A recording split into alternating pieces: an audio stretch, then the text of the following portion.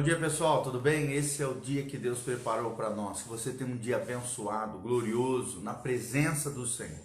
Nós vamos falar hoje sobre a excelência, discipulado e a vida. A excelência, discipulado e a vida. O que essas três palavrinhas têm em comum? O que elas podem ensinar para nós na vida hoje do discípulo do apóstolo Paulo, Timóteo? E é claro que aqui é uma orientação de Paulo, uma orientação pastoral, seu filho na fé Timóteo, quando ele diz em 1 Timóteo 4,12: ninguém o despreze pelo fato de você ser jovem, mas seja um exemplo para os fiéis, na palavra, no procedimento, no amor, na fé e na pureza. Seja um exemplo para os fiéis, na palavra, no procedimento, no amor, na fé e na pureza. O que Deus quer nos ensinar com tudo isso? Que tipo de lições Deus quer ensinar através da excelência, do discipulado e da vida? Deus nos chamou para sermos discípulos de Jesus, ou seja, sermos cada dia mais parecidos com Jesus, seguirmos a Jesus, negarmos a nós mesmos, tomarmos a nossa cruz e seguir os seus passos. Será que você é um discípulo do Senhor Jesus? Será que você vive a vida excelente que Deus tem para nós? Que tipo de vida você tem levado no seu dia a dia, nas suas decisões corriqueiras, na sua rotina diária? É sobre isso que nós vamos falar então, sobre a excelência, o discipulado e a vida e a relação que essas três palavras têm entre si. Aprenda, querido, que Jesus exige excelência em tudo aquilo que nós fazemos. A sua ênfase, é claro, sempre está na retidão e na justiça. Andarmos em retidão e andarmos em justiça. Mateus 5,48, Jesus disse o seguinte: sejam perfeitos como é perfeito é o Pai Celestial de vocês. Precisamos cada dia mais nos aperfeiçoar na presença do Senhor. Como discípulos de Cristo, precisamos refletir em todo o nosso ser a excelência de quem é o nosso Pai e vivermos essa vida excelente, essa vida abundante, essa vida maravilhosa que Deus tem para nós. Deus exige que sejamos aperfeiçoados em todo bem. É a terminologia utilizada lá em Hebreus 13:21. Sejamos aperfeiçoados em todo bem. Discipulado, então, querido, é reproduzir em outras pessoas a nossa experiência de vida em Jesus. É vida na vida, é a vida de Jesus em nós. E Paulo aqui revela 5 áreas em que nós devemos refletir a excelência, o discipulado e a vida nas nossas vidas. A primeira delas é a palavra. Lucas 6,45, a Bíblia Sagrada diz: a boca fala do que está cheio o coração. Do que está cheio o seu coração? Ou seja, a Bíblia está dizendo que a nossa boca é o nosso termômetro espiritual. Quanto mais bênção sair da nossa boca, melhor está a nossa vida espiritual. A nossa boca é o nosso termômetro espiritual, porque a boca fala do que o coração está cheio. Lucas 6,45. Tiago 3,2, a Bíblia diz: se alguém não tropeça no falar, tal homem é perfeito, sendo também capaz de dominar todo o seu corpo. Ou seja, quem domina a sua língua, domina o restante do seu corpo. Então domine a tua boca, domine a tua língua. Tiago 3,6 diz: a língua contamina a pessoa por inteiro, incendeia todo o curso da vida, sendo ela mesma incendiada pelo inferno. Toma cuidado com a tua boca, toma cuidado com a tua língua. A língua sem controle, ela expressa orgulho, expressa vanglória, expressa um humor negativo, negativismo, criticismo, legalismo, malícia, racismo, maldições, palavrões, ofensas. Então tome cuidado, querido. A língua contamina a pessoa por inteiro, o que diz Tiago 3,6. Só o Espírito Santo pode domar a língua do discípulo de Jesus, a fim de que toda palavra que sair da nossa boca glorifique o Senhor e edifique as pessoas. Então, antes de sair qualquer palavra da nossa boca, lembre-se disso. Aquilo que eu estou falando glorifica o Senhor, edifica as pessoas? Se a resposta for sim, continue falando. Se não, cale-se, meu irmão, porque a língua contamina a pessoa por inteiro e contamina a outros. Romanos 14:19 diz, e Paulo nos encoraja a promover tudo quanto conduz à paz e à edificação mútua. Ou seja, tudo que sai da nossa boca deve promover a paz, a reconciliação com Deus, a reconciliação com as pessoas e a edificação uns dos outros. Ou seja, a efetividade de seu investimento nos outros será fortemente determinada pela sua capacidade de dizer a verdade em amor. Lembre-se disso. Mesmo a verdade e até a verdade precisa ser dita em amor. O amor edifica, é o que diz 1 Coríntios 8:1. Tem muita gente que usa desse argumento, né? Mas eu tenho que falar a verdade, doe a quem doer. Não. Até o amor, a verdade precisa ser falada com graça, a verdade precisa ser falada com amor. Precisamos orar a Deus, pedindo ao Senhor que as palavras da minha boca e a meditação do meu coração sejam agradáveis na tua presença, ó Senhor, minha rocha e meu resgatador, assim como disse o Salmo 19:14. Qual é a segunda área que o cristão deve demonstrar excelência, discipulado e vida? Segunda área é na conduta, no procedimento, na nossa conduta, no nosso dia a dia, nas nossas escolhas, nas nossas ações, mais do que nas ações, nas nossas reações. Como é que está a nossa conduta diante de Deus? Precisamos respeitar aquilo que Cristo habita em nós, e não só em nós, nos outros também, e mortificarmos diariamente a nossa carne, a nossa natureza pecaminosa, vivendo no Espírito de Deus. Romanos capítulo 8. Precisamos também ter um amor interessado pelas pessoas e sensibilidade às necessidades dos outros. Seja sensível à necessidade da sua família, dos seus entes queridos, do seu cônjuge, dos seus filhos. Precisamos dizer não também a certas coisas se queremos agradar a Deus. Coisas que não se encaixem no propósito de Deus para as nossas vidas. Aprenda a dizer não. Satanás tem como uma das principais armas na vida do crente a distração, nos dando um monte de coisas para fazer, para que nós venhamos a perder o foco, perder o propósito e levando-nos à mediocridade ao invés da excelência, de uma vida abundante, de uma vida vivida no máximo do seu potencial, que é o que Deus tem para nós. A excelência, amados, na nossa conduta deve começar aonde? Na nossa casa, no seio do nosso lar, na nossa família. É o que diz 1 Timóteo 3:4-5, o discípulo deve governar bem a sua própria família, ser um bom gestor, um bom mordomo, um mordomo fiel da sua própria casa, da sua família. Precisamos também demonstrar em tudo integridade, seriedade, boas obras, linguagem sadia, contra a qual nada se pode dizer. É o que a Bíblia chama de irrepreensíveis, lá em Tito 2:7-8. E o discípulo precisa ter uma boa reputação perante lá aquelas pessoas de fora, para que ele não caia em descrédito nem na cilada do diabo, é o que diz 1 Timóteo 3:7. Terceira área que eu e você precisamos buscar excelência, discipulado e vida, é a área do amor, o perfeito amor, diz a Bíblia, de Cristo em Deus transborda na vida dos crentes. É um amor incondicional, a favor das pessoas.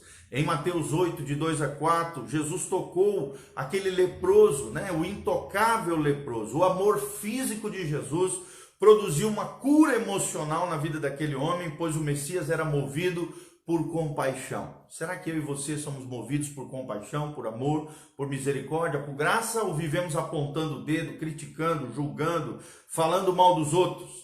Tem um livro muito interessante que é o livro do Gary Chapman, As 5 Linguagens do Amor.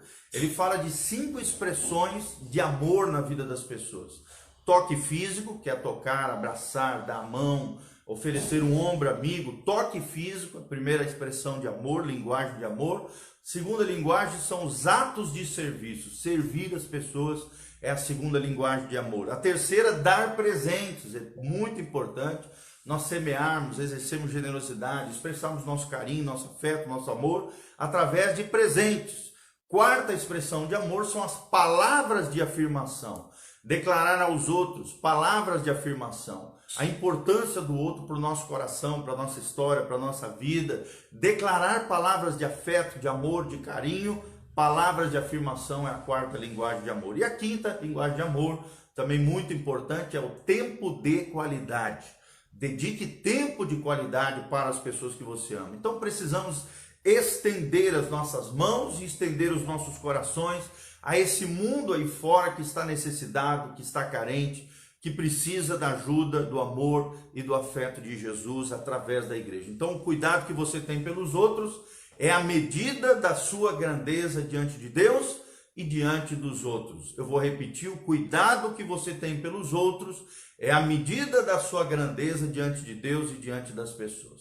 Quarta área que eu e você precisamos desenvolver na nossa vida, na excelência, no discipulado e na vida cristã, é a fé. Na fé é o que diz o apóstolo Paulo, ou seja, ser discípulo de Cristo é ser uma pessoa de fé, porque sem fé é impossível agradar a Deus, é o que diz Hebreus 11:6. E aqueles que se aproximam de Deus precisam crer, confiar nele, que ele é galardoador, presenteador, aquele que exerce graça, misericórdia e bênção sobre aqueles que o buscam, ou seja, aqueles que creem no seu nome. A fé é crer que Deus fará, ou já fez alguma coisa, e não que ele apenas possa fazê-lo, mas é crer que Deus fará, ou então que ele já fez muita coisa na sua vida. Cristo nos deu autoridade, nos deu o seu poder, nos deu o seu Espírito, e a sua presença continua conosco até o final. Jesus nos disse: eis que estarei convosco todos os dias, até a consumação dos séculos. Então creia, Jesus está conosco, Jesus é teu amigo, exerça a sua fé. Fé é confiar, confiar é entregar, e entregar é descansar. A fé vem pelo ouvir a mensagem do Evangelho, e a mensagem é ouvida mediante a palavra de Cristo, Romanos 10:17. Nós vivemos pela fé e não por aquilo que vemos. Aplicando a palavra, vemos que ela funciona na nossa vida, porque a Bíblia Sagrada é viva e eficaz. Sem fé, o caminho de Deus parece loucura para o homem, é o que diz 1 Coríntios 2,14. Mas com fé, tudo aquilo que nós pedimos em oração, se crermos, nós receberemos da parte do Senhor, é o que diz Mateus 21:22. A fé capacita o discípulo, eu e a você, a andarmos com excelência, com confiança, com equilíbrio, com maturidade diante de Deus e diante dos homens. E a fé olha além das circunstâncias para um Deus que não muda. A fé é convicção plena. Repita comigo aí, você que está me assistindo: a fé é convicção plena. Então exerça a sua fé, esteja convicto do Senhor. E a última área que eu e você precisamos exercer na nossa vida espiritual é a pureza. Na pureza é a quinta área, se nós queremos viver uma vida de excelência, de discipulado e de vida. Na pureza, como assim, pastor? A utilidade do discípulo para Deus depende totalmente, querido, do compromisso dele com a pureza, com a consagração, com a santificação. 2 Timóteo 2:21 diz: se alguém se purificar destas coisas, será vaso para a honra. Será que você é um vaso para a honra? Santificado, idôneo, diz a Bíblia, para o uso do Senhor e preparado para toda boa obra. Deus tem uma obra linda para realizar através da sua vida, da tua casa, da tua família, mas nós precisamos nos purificar, nos santificar, nos consagrar ao Senhor. A santidade é sinônimo de pureza. 1 Pedro 1,16. Sede santos, porque eu sou santo, diz o Senhor dos Exércitos. Santo aqui não é perfeição, são pessoas que estão caminhando na direção de serem semelhantes a Jesus. Santo aqui significa separado para um propósito. Pureza é isso, é a separação da poluição, do pecado, da sujeira desse mundo, pelo poder purificador do sangue de Jesus e o Espírito Santo que opera em nós, o poder da ressurreição. Deus odeia o pecado e não pode se relacionar com seres impuros sem comprometer o seu caráter. Então purifique-se para que você experimente o melhor de Deus, a glória de Deus, a bênção de Deus, a graça de Deus. Tudo que Deus faz está em perfeita harmonia com a sua santidade. Salmo 145:17 fala sobre isso. O pecado sexual, por exemplo, é uma coisa que tem afetado a vida de muitas pessoas. O sexo ilícito, a imoralidade sexual afeta sim a vida do discípulo. Você pensa, não, todo mundo faz, não tem nada a ver. Irmão, o pecado sexual, ou seja, o sexo fora do contexto do casamento, afeta toda a vida do discípulo. É o que diz 1 Coríntios 6,18. Leia lá. Afeta o modo de você encarar a você mesmo, porque gera insegurança e imaturidade. Afeta suas relações com a família e com outros irmãos, porque gera desconfiança e crítica por parte dos outros. Paralisa o seu ministério, diminuindo a sua confiança em Cristo, apagando a motivação por fazer a vontade de Deus, e rouba-lhe o poder de Deus se você continuar com a imoralidade sexual. Esse é um pecado que o diabo tem usado com sucesso para destruir muitas vidas e muitos ministérios. E é doloroso reconhecer a impureza na vida das pessoas, mas é necessário. Parece humilhante confessar a necessidade e receber o apoio dessa batalha sendo travada, mas não é necessário um desnudamento da nossa alma para que sejamos curados e sarados nesse sentido. Precisamos orar, precisamos encorajar, precisamos dar suporte uns aos outros, àqueles que estão sofrendo nessa área. Existem 3 elementos que criam no discípulo a vontade de ser puro, porque nós estamos falando sobre pureza. Primeiro, ele precisa conformar a sua mente à mente de Cristo. Filipenses 2,5 fala de pensamento, comportamento, caráter e destino. Nossos pensamentos definem os nossos comportamentos, o nosso comportamento revela o nosso caráter e o nosso caráter define o nosso destino. Outra verdade que me leva à purificação é que o discípulo de Jesus precisa ser parte de um corpo cristão sadio e que funciona. Ou seja, de uma igreja bíblica, você precisa andar no meio do povo de Deus, um povo que, claro, é imperfeito, é pecador, mas são pecadores que se arrependem e caminham com Jesus. Você não pode andar sozinho e o discípulo precisa fazer parte de um corpo de Cristo, de uma igreja local, sadia, bíblica e que funciona. Você precisa confessar voluntariamente a sua impureza, a sua necessidade, o seu pecado e receber o perdão de Deus para que seja purificado, é o que diz 1 João 1,9. A pureza é impossível sem recebermos a purificação e o perdão de Deus mediante a confissão. Provérbios 28,13, eu quero deixar aqui para encerrar. Aquele que confessa os seus pecados e os deixa, alcançará misericórdia. Mas o que esconde a sua transgressão nunca prosperará. Então é necessário confissão, arrependimento e abandono de práticas malignas. E eu quero terminar com as seguintes perguntas para que você analise e medite sobre isso. Como é que está, irmão, as suas palavras? Como é que está? O que tem saído pela sua boca? Quero terminar desafiando você. Como é que está a sua conduta para com os de fora e para com os de perto? Como é que está o seu amor pelas pessoas? Elas se sentem amadas por você? Como é que está a sua fé? Você tem vivido uma vida sobrenatural em Deus? Como é que está a sua pureza? Você tem buscado a santidade e vivido no temor do Senhor? Pense um pouquinho nisso. Nós falamos sobre pureza, falamos sobre a fé, falamos sobre o amor, falamos sobre a conduta e falamos sobre a palavra. Então, querido, lembre-se disso. Seja um exemplo para os fiéis da palavra, na conduta, no amor, na fé e na pureza. É a declaração de Paulo para mim e para você nessa manhã, que venhamos a viver uma vida de excelência, de discipulado, de vida na vida, de sermos semelhantes a Jesus e uma vida excelente na presença do Senhor. Te desafio a viver esse estilo de vida de Jesus. O estilo de vida abençoado. Lembre-se, cristianismo não é mais uma religião, uma mera religião. Não, querido. Cristianismo é o estilo de vida de Jesus. Venha conhecer o nosso trabalho. Entre em contato conosco pelo site pastorgiovanni.com. Lá também você pode conhecer artigos, materiais impressos, áudio, vídeo, cursos online e também no site pastorgiovanni.com, que vai estar no link da descrição desse vídeo. Você pode semear na vida do pastor Giovanni, na sua casa e na sua família, missionária, pastoral. Semeie com lágrimas, com alegria, você colherá da parte do Senhor. Então semeie. A Bíblia diz que Deus ama aquele que exerce generosidade com alegria. Exerça a generosidade, abençoe a nossa família, o nosso ministério. E se você quiser caminhar conosco, entre em contato conosco pelo site pastorgiovanni.com, tem ali todos os nossos canais de comunicação, as nossas redes sociais também aqui estão no link de descrição.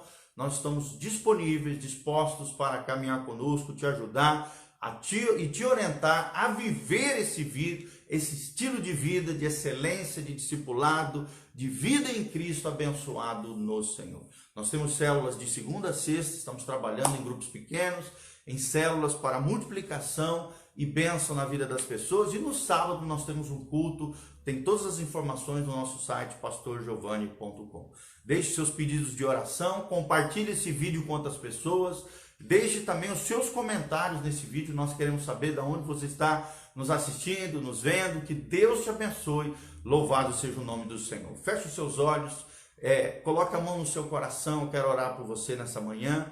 Pai, no nome de Jesus, nós colocamos a vida das pessoas que estão nos ouvindo.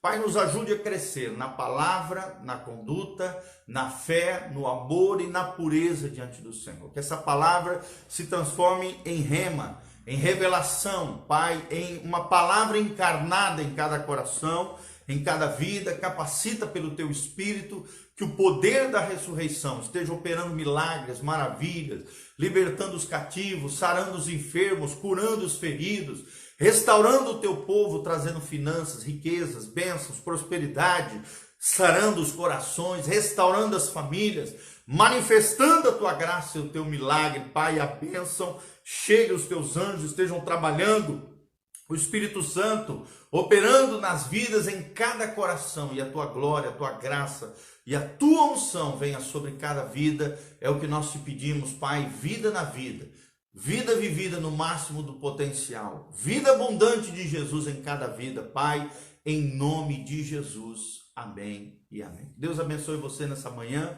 que a graça e a paz de Jesus venha sobre a sua vida. E lembre-se, Pastor Giovanni também está no Spotify, no Deezer, no Google Music, Google Play. Nós estamos ali para abençoar também. Você pode escutar as nossas ministrações nessas plataformas também. E no YouTube, todas as nossas plataformas estão disponíveis para abençoar você, em nome de Jesus. Amém e amém. Um abração para vocês. Deus abençoe. A graça e a paz de Jesus.